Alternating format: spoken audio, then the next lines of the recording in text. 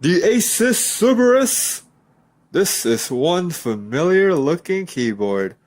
I'm Reivew, and this is Reivew Geon Keyboards.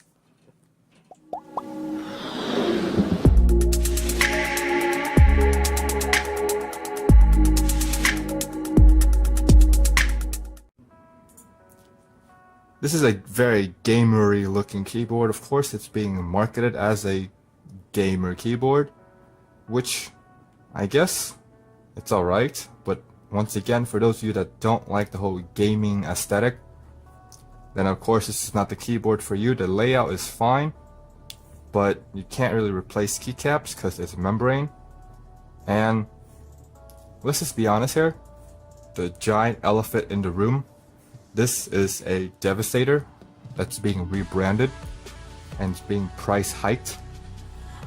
Instead of $30, it costs $40. Instead of having a mouse, you don't have a mouse.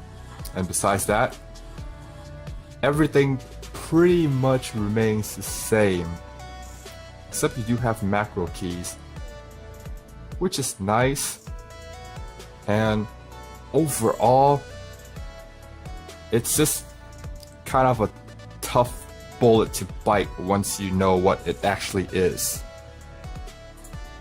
Like I mentioned before, it's a membrane keyboard, and here's the rubber dome membrane, which kind of really begs the question, is rubber dome and membrane synonymous? Is it the same thing? Just two different ways of saying the same thing?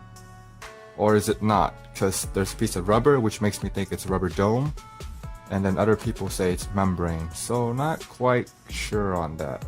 Comment down below if you know the difference.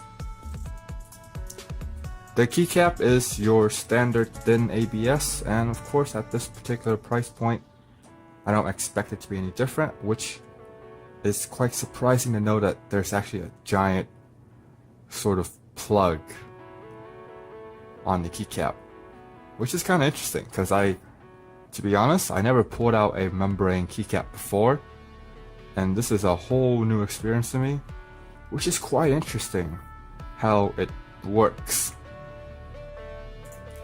The back is bright red with rubber tips on the flip-up feet, which is very nice to have. It actually keeps the board planted, and it's not there for decorations. Along with that, you do have rubber pads on the back of the board, and I noticed that the membrane boards with backlighting kind of have these little holes on the back there. I'm not sure why it's there, but I always noticed that all of the membrane boards kind of have it, which is pretty interesting. I'm pretty curious on why only membrane boards have that sort of holes that are there.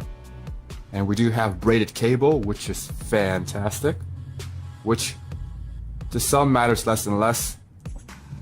Then we have silver tip USB, which I would prefer gold, but once again, it matters less and less.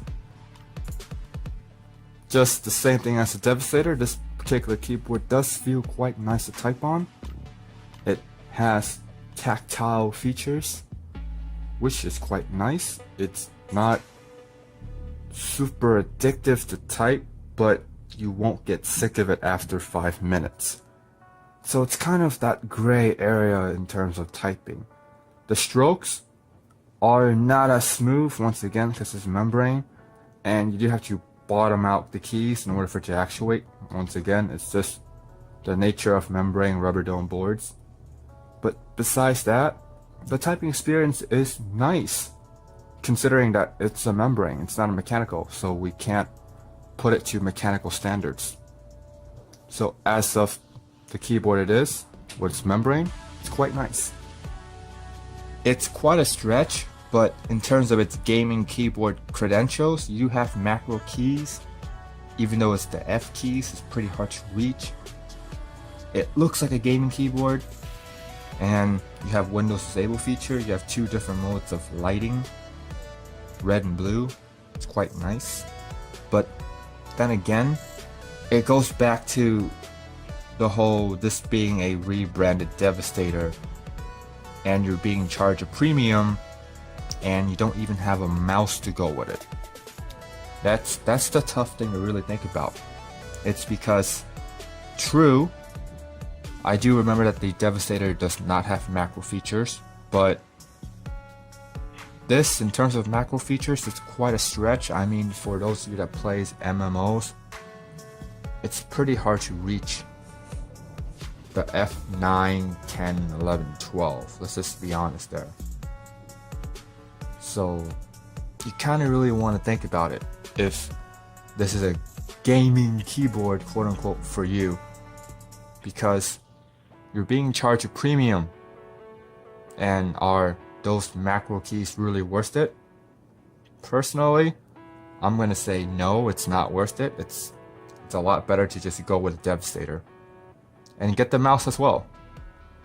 Anyways, if you like the content, please be sure to give it a like and subscribe for more awesome content.